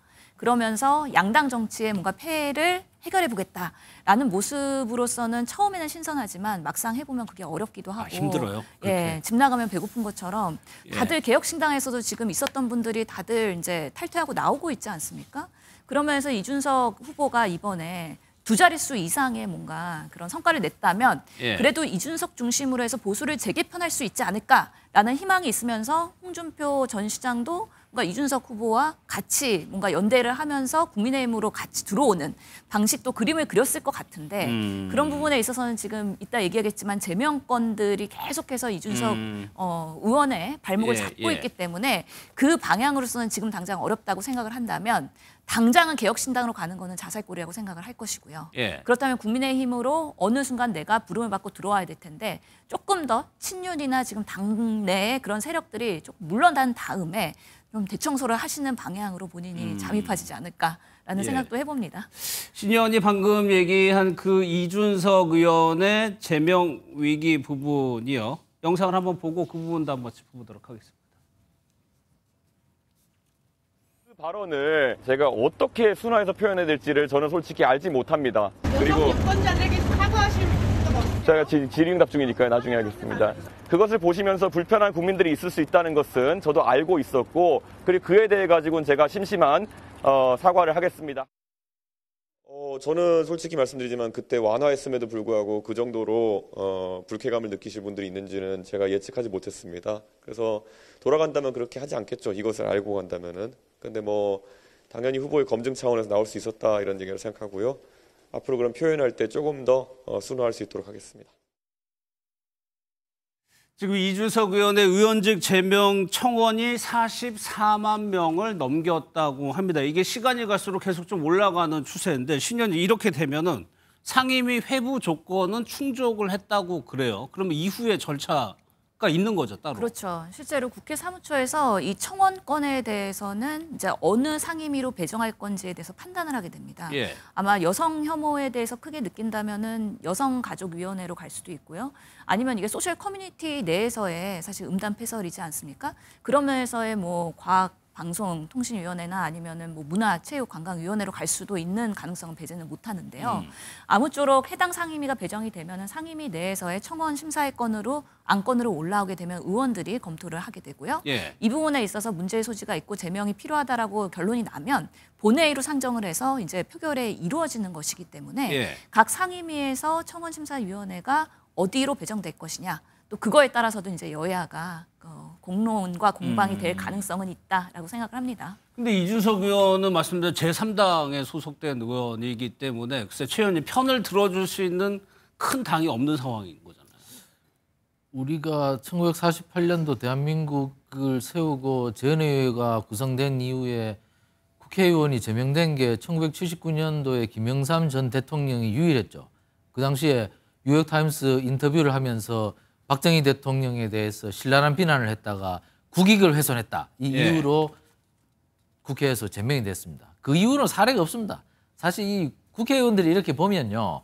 그 다른 당하고 굉장히 뭐 다투고 뭐 흉도 많이 보고 욕도 하고 뭐 이런 게 있습니다만은 실질적으로 제명 이런 부분에 딱 가면 많이 너그러워집니다. 그렇죠. 동료 그렇습니다. 동료 의원이기 때문에 그게 아니면 결국에 그거 잘못했다가는 자기도 나중에 화살 한번 맞을 수 있기 때문에 이게 동료 의원에 대해서는 굉장히 너그럽습니다. 지금 그런 정서가 좀 있더라고요. 그렇습니다. 이게 그렇기 때문에 저는 그렇기 때문에 이게 김영삼 대통령 이외에는 단 한 명의 제명 의원도 없었다. 뭐 이렇게 보기 때문에 저는 이번에 43만 명 청원이 있었습니다만은 이준석 개혁신당 전 대선 후보 본인이 여러 차례 사과를 했고 그리고 가장 크게 타격을 받은 것은 선거비용 보전도 못 만들 만큼 뭐 8%밖에 못 얻는 그런 치명타를 맞았지 않습니까?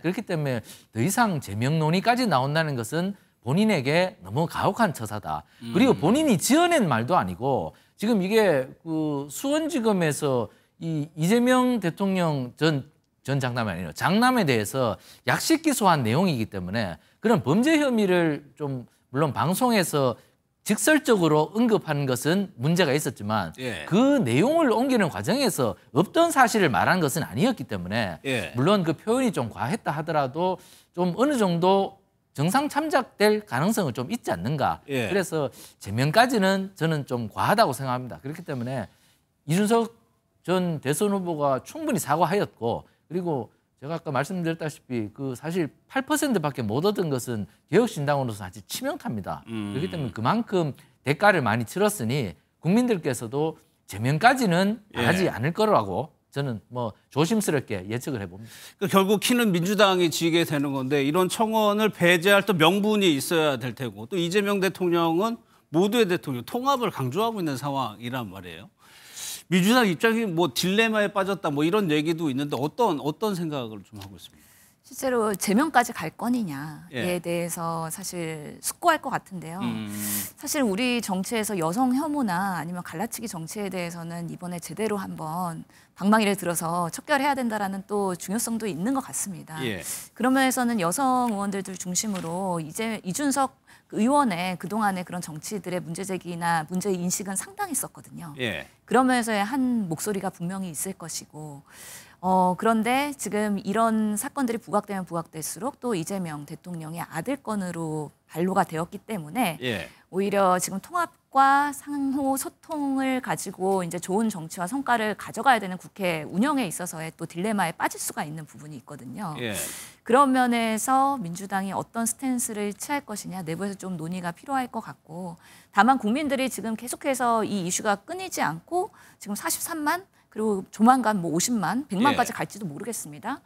이준석이라는 정치인에 대해서 큰 경고를 내린 것이다. 앞으로는 뭔가 여성과 남성에 대한 갈라치기 정치나 혐오, 정치를 배제해라라는 면에서의 이준석 의원은 좋은 그런 실패 경험을 했다고 저는 보고요.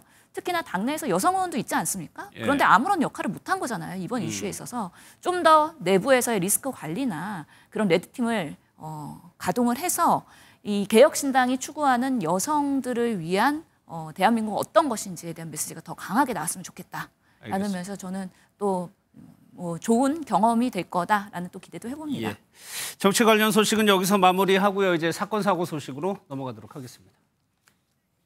호주가 이렇게 했으면 호주는 여기가 시드니고 제가 간 곳은 다 반대쪽이에요. 하루에 10시간씩 운전해요. 맨 끝에 딱 도로 끝만 보여. 그렇게 계속 가는 거예요. 거기서 오는 이제 불안감들이 좀 있었어요. 굉장히 불안한 거야. 그러면서 차에 쓰러졌어요. 서 있을 수가 없었어요. 그때부터 이제 계속 아프기 시작한 거예요. 가슴이 답답하고 막 죽을 것 같고. 그래서 이제 서울에 와가지고 그 병명을 찾기 위해서 많은 병원을 다녔어요. 건강해. 근데도 가슴이 답답하고 막 가니까 약을 지어주더라고. 근데 그 약을 먹으니까 편안해지는 거예요. 그럼 10년째 계속 드시는 거예요? 예, 계속 먹고 있죠. 그래서 안 먹어도 되는데 안 먹으면 또 불안해. 네, 세 분과 이어가도록 하겠습니다. 김유진 MBN 아나운서, 임주혜 변호사, 서정빈 변호사 나오셨습니다. 어서 오십시오. 예. 안녕하세요. 저희가 영상을 보여드렸듯이 이경규 씨 관련 소식인데 경찰 조사를 받고 있다는데 무슨 일입니까? 네, 이경규 씨가 어제 서울 강남의 한 실내 골프 연습장에서 자신의 외제차와 차종이 똑같은 다른 차를 타고 운전을 해서 가다가 이 해당 차주가 차량 절도 의심 신고를 하면서 조사를 받게 됐습니다. 예. 확인을 해봤더니 주차 요원이 차를 헷갈려서 이경규 씨에게 키를 잘못 전달을 해줬는데 이경규 씨가 이걸 눈치채지 못하고 그대로 운전을 해서 자기 차인 줄 알고. 네, 그런 예. 경우였다고 하더라고요. 그러다가 운전 도중에 자기 가방이 차에 없는 것을 보고 내 차가 아니구나 싶어서 바로 연습장으로 다시 돌아갔다고 하는데요. 예. 경찰도 이런 내용을 확인하고 사건을 마무리 지었다고 전해집니다. 예. 차주 입장에서는 내 차가 없어지니까 절도 혐의를 일단 신고를 한 건데 이거는 해프닝으로 마무리가 됐어요. 그럼에도 불구하고 경찰이 계속해서 조사를 하고 있다는 얘기잖아요. 절도 사건은 단순 해프닝으로 마무리가 되었습니다. 하지만 이 절도 사건을 조사하는 과정에서요. 먼저 음주 측정이 있었는데 이 음주 부분은 반응이 없었습니다. 하지만 이 약물 검사에서 양성 반응이 나왔기 때문에 이 부분과 관련해서 약물 운전 혐의가 적용이 되어서 추가적인 조사가 진행되고 있다는 소식이 전해졌습니다. 예, 약물 운전 혐의로. 그렇다면 이 약물이라는 게 뭘 의미하는 겁니까? 일단 이경규 씨는 마약이나 불법적인 약물을 복용한 건 절대 아니라고 이야기를 하고 있습니다. 예. 자신이 술을 마시거나 다른 불법적인 약물을 복용했던 것이 아니라 감기 몸살 때문에 처방받은 감기약 그리고 공황장애 약을 먹었던 것뿐이다 이렇게 해명을 하고 있는데요. 소속사 측에서는 약 봉지까지 제출을 했다. 약물이 검출됐기 때문에 지금 조사를 하고 있는 거지 예. 다른 문제되는 일은 없었다라고 주장하고 있습니다. 그러면 3변호사님 이경규 씨 측 얘기대로 감기약이나 공황장애약 먹어도 이렇게 약물 검사하면 양성 반응이 나오기도 합니까? 네, 충분히 나올 수가 있습니다. 왜냐하면 이제 약물에 쓰이는 그 성분들 중에서는 마약이 들어가 있을 수도 있고 혹은 향정신성 의약품이 들어가 있을 수 있기 때문에 예. 충분히 검출이 가능합니다. 예를 들면은 디히드로코데인 같은 경우에는 감기약에 쓰이기도 하고 벤조디아제핀 같은 경우에는 공황장애 약물로도 쓰이기도 하는데 지금 드리는 이 생소하지만 그 성분들은 마약이나 혹은 향정신성 의약품에 해당을 합니다. 예. 그렇기 때문에 정기적으로 이제 처방을 받아서 이런 약물을 복용한다라고 할 때 이런 검사를 통해서 양성 반응이 나오는 것은 충분히 가능한 이야기입니다. 그러니까 이경규 씨 측에서는 이게 몸이 아파가지고 약을 먹었는데 이게 약물이라고 표현되니까 약간 좀 오해가 불러일으켜서 좀 억울한 것 같습니다. 그런데 이게 이경규 씨의 상태가 이렇게 약을 매번 먹어야 될 정도로 지금 안 좋은 상황이에요? 그렇습니다. 이경규 씨가 오래전부터 방송을 통해서 자신이 공황장애를 앓고 있다 이런 내용을 수없이 고백을 해왔는데요. 약 10년 전쯤에 첫 증상이 발현이 됐다고 해요. 예능 촬영을 하는데 갑자기 눈물이 나고 숨이 막히는 이런 증상이 나타났다고 하는데요. 그 이후에 10년째 정신과 치료를 받으면서 약을 처방을 받아서 복용을 하고 있는데 하루라도 약을 먹지 않으면 증상이 나타날 정도라고 합니다. 방송에서는 굉장히 호탕하고 가끔은 버럭할 정도로 센 이미지를 가진 이경규 씨지만 이런 내용을 고백하자 많은 사람들이 안타깝다라는 반응을 보이고 있습니다. 그랬죠. 그러면 임 변호사 앞서 약물 운전 혐의라고 표현을 했어요. 그렇다면 이런 약물을 복용하고 운전을 하면 안 되는 건가요?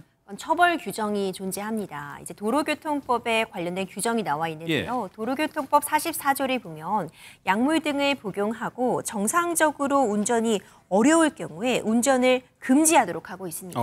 그러니까 약물을 처방을 받아서 복용을 했다고 해도 뭐 졸음을 유발하는 그런 약이라던가 어떤 중추신경에 작용을 해서 정상적인 판단을 좀 어렵게 하는 그런 약물을 복용을 했을 때는 운전을 해서는 안 된다라는 금지 규정을 두고 있기 때문입니다. 물론 이경규 씨 측에서는 단순 해프닝이다. 처방받은 약을 복용한 것에 불과하고 이 약을 언제 먹었는지 그리고 어느 정도 용량을 먹었는지에 따라서 그 간이 시약 반응에서는 약물이 양성이 나올 수도 있겠으나 추가적인 조사는 필요한 상황이고 해프닝이다라고 지금 소명은 하고 있지만 이제 엄밀하게 본다면 이런 정상적인 운행이 곤란한 상태였다면은 도로교통법에 위반되는 행위는 맞다라고 평가할 수 있습니다. 근데 서 변호사 이경규 씨 얘기대로 하루 매일 먹어야 되는 상황이라면 이런 환자라면 아예 운전을 못 하는 거네요, 그러면? 사실 꼭 그렇지만도 않습니다. 이제 규정을 봤을 때 좀 애매한 지점이 있긴 한데 이렇게 약물을 매일 처방을 받아서 투약을 한다 하더라도 그것만으로 운전이 금지가 되는 것은 아닙니다. 이제 그것과 더불어서 정상적인 운전이 곤란한 상태까지 이르러야 운전이 금지가 되는 건데 사실 기준이 애매하다 보니까 문제는 어느 정도까지의 약물 복용이 허용이 되는지 또 이런 것들은 약물별로나 혹은 시간별로 또 계계별로 차이가 있을 수가 있기 때문에 일괄해서 이렇게 복용을 하고 있는 사람들은 운전을 할 수가 없다라고 규정 짓기는 어렵습니다. 그렇기 때문에 사실 뭐 현 상황에서는 보다 안전하게 약물을 복용하고 또 운전을 하기 위해서는 일단 결국엔 담당 전문의와 상담을 하고 또 본인이 최소한의 그런 약물 투여 이후의 시간을 확보한 이후에 운전을 하는 것이 필요한 그런 상황입니다. 이런 사실 뭐 저도 처음 알았는데 이런 거 처음 하시는 분들 많으셨을 것 같아요. 근데 임 변호사님 얼마나 위험하니까 이게 법으로 안 된다고 금지 조항을 만들어놨을 텐데 위험한가요? 그렇죠. 신경안정제 같은 경우에는 일단 신경을 좀 차분하게 해주는 그런 효과가 있는데 그에 따라서 졸음을 유발한다는 그런 부분들이 과학적으로도 확인이 되고 있습니다. 그렇다면 운전하기에 적합하지 않은 상태가 될 수 있는 것이고요. 그리고 이제 진통제 같은 경우에도 결국 중추신경에 작용을 하는 것이기 때문에 어지럼증 같은 부분들을 유발할 수 있습니다. 갑자기 어지러워진다면 이 역시도 정상적으로 주행을 하지 못할 상태를 유발할 수 있습니다. 또 한 가지 굉장히 요즘 많이 문제가 되고 있는 것이 식욕억제제입니다. 식욕억제제를 이제 복용을 하게 되면은 이 역시도 정상적인 판단을 좀 곤란하게 할 수 있는 환각작용이 있다라는 얘기도 전해지고요. 이 역시도 어떤 졸음을 유발하는 그런 경우도 있기 때문에 식욕억제제 복용하고도 바로 운전을 할 때는 주의가 필요하다는 이야기가 나오고 있습니다.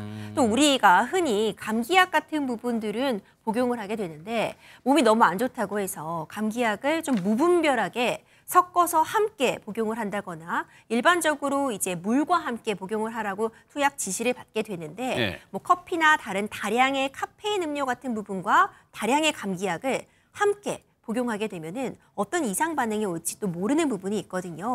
그렇다면은 정상적인 주행, 운전이 나도 모르게 곤란해질 수 있기 때문에 반드시 주의는 필요해 보입니다.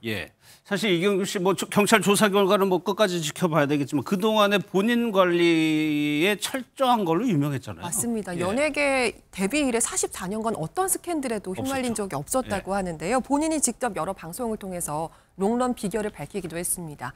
연예계 대표 애주가로 알려져 있지만 술은 집 근처에서만 마신다고 하고요. 과하게 많은 사람들과 어울리려고 하지 않는다. 이런 철저한 관리를 얘기를 했습니다. 또 후배들에게 밀리지 않으려고 목욕탕에서까지 게스트를 섭외하는 등 지치지 않은 열정을 자랑하기도 했습니다. 그러니까 이 변호사 이게 결국은 경찰이 어떻게 조사를 결론 내느냐에 따라서 여파, 영향이 좀 가늠이 될 것 같아요. 그렇죠. 이경규 씨 측에서는 충분히 소명 자료를 제출할 것이라고 봅니다. 어떤 처방전 같은 부분들이 다 남아 있을 것이고요. 직전에 언제 약을 복용했는지 이런 부분들을 이미 수사기관에 전달을 했으리라고 봅니다. 그렇다면 이것이 과연 정상적인 운전이 곤란할 수준이었는가 아니면 단순히 이 양성 반응이 나올 정도로 좀 이 시험을 한 직전에 약을 복용했다거나 아니면 용량이 좀 과도했던 것은 아닌지 이런 부분들은 충분히 가려질 수 있으리라고 보거든요. 예. 일단 이 차량 절도 관련된 부분은 단순 해프닝, 그러니까 절도하려는 의도가 전혀 없었고 단순히 일종의 사고 같은 부분이었다라는 점이 입증이 되었다면은 앞으로 진행되는 이 약물 양성 반응에 대한 수사 결과는 조금 더 지켜볼 필요가 있겠지만 이경규 씨가 어느 정도로 성실하게 소명하느냐에 따라서 잘 마무리될 수도 있지 않을까 생각이 듭니다. 알겠습니다.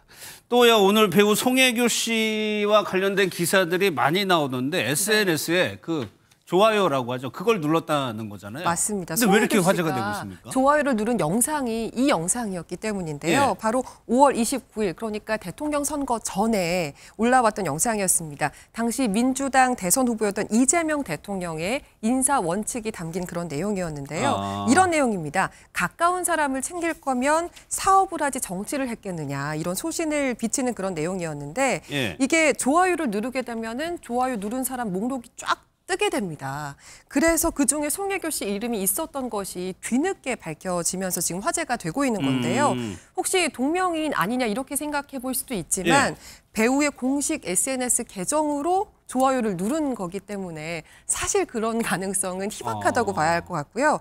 이번 건과 관련해서 송혜교 씨 측에서는 이렇다 할 공식 입장을 내놓지는 않고 있습니다. 아 그래요? 그러다 보니까 임 변호사님 여러 가지 좀 말이 있는 것 같아요 온라인상에서. 여러 가지 반응이 나오고 있습니다. 일단 먼저 지금 갑론을박을 벌이고 있는 부분 중에는요. 실수냐 의도냐를 놓고도 의견이 분분합니다.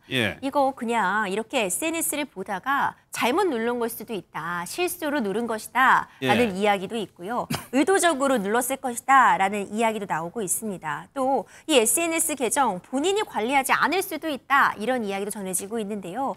기본적으로 응원한다. 소신 있는 행보 좋다. 이런 댓글도 있는 반면에요. 연예인들은 어떤 정치적인 견해를 밝히는데 조금 더 신중해야 한다라는 그런 비판 의견도 함께 존재하고 있습니다. 예.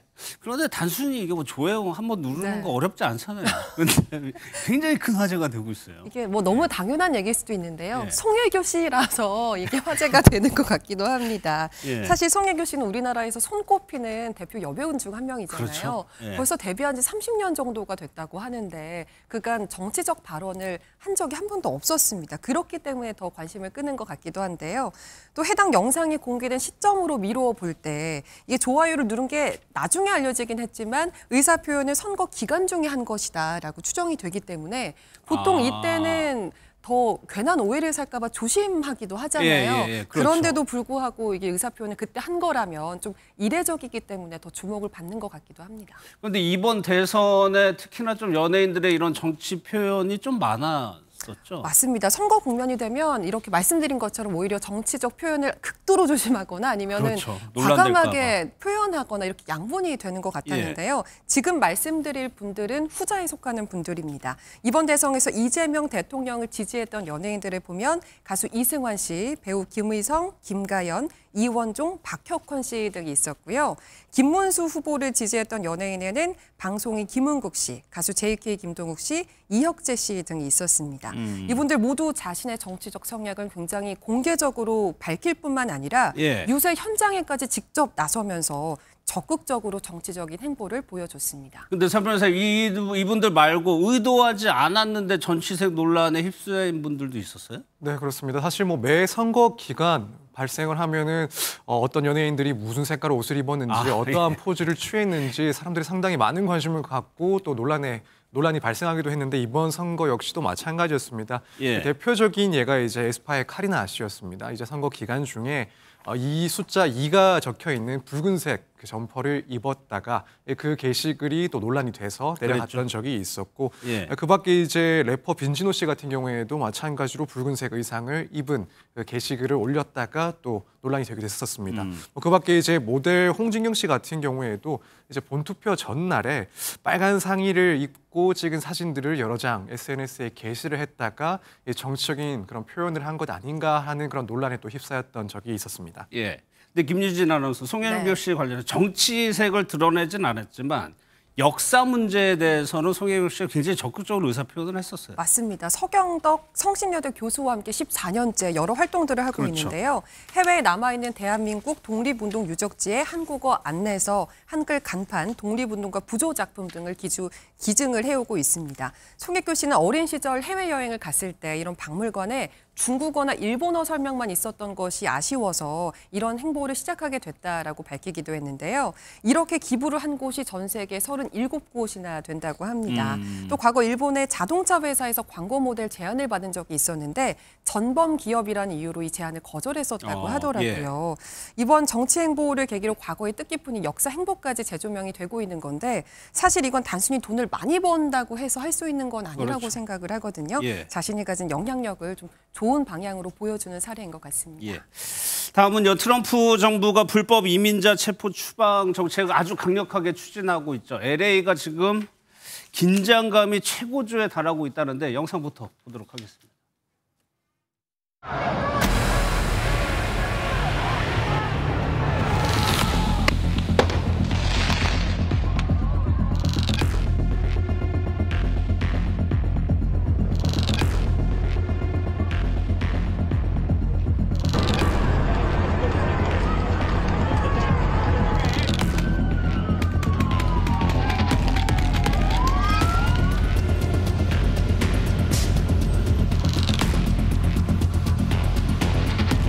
We see you for what you are, a terrorist organization, ICE, out of paramount.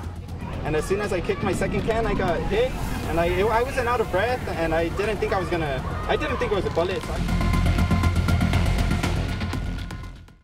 영상으로 저희가 LA 상황을 정리해 드렸는데 지금 LA에서 무슨 일이 벌어지고 있는 겁니까? 네, 지금 트럼프 행정부의 반이민 정책과 불법 체류자 체포에 반발하는 대규모 시위가 벌어지고 있습니다. 시위가 시작된 건 지난 6일이었는데요. 미국 이민세관 단속국과 FBI, 그러니까 연방수사국 등이 시내에 있는 의류 도매시장과 한인타운 인근의 홈디포 매장을 급습해서 불법 이민자를 체포하면서 촉발이 됐습니다. 예. 이 두 곳은 일용직 일자리를 구하려는 이민자들이 자주 찾는 장소라고 알려지고 있는데요. 한 보도에 따르면 시위대가 이 체포된 이민자들이 구금된 것으로 알려진 구치소 앞으로 찾아가서 화염병으로 추정되는 유리병을 던지고 돌을 던지고 이렇게 물리적으로 지금 충돌이 벌어지고 있는 것으로 보이고요. 정부 당국에서는 공포탄을 쏘면서 맞서고 있는 상황이라고 전해집니다. 예. 또 앞서서 살짝 말씀드렸지만 우리 교민들이 굉장히 많이 사는 맞아요. 지역입니다. 예. 그래서 많이 걱정되는 부분이기도 하는데요. 지금까지는 이번 단속에서 우리 교민이나 한국 국적자가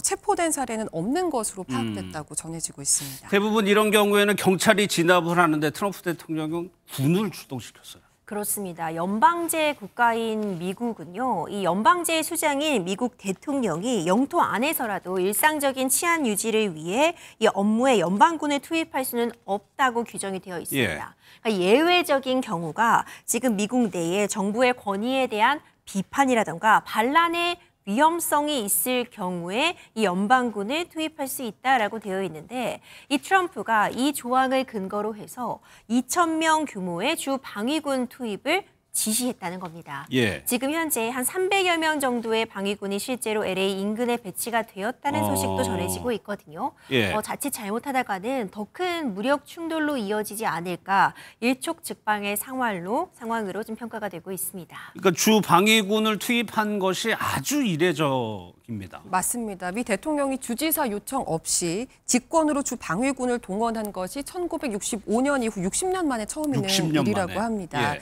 평소에는 주 방위군은 주지사 지시를 따르지만 법에 명시된 특정 조건에 한해서 대통령에게 군대를 동원할 권한을 준다고 하는데요.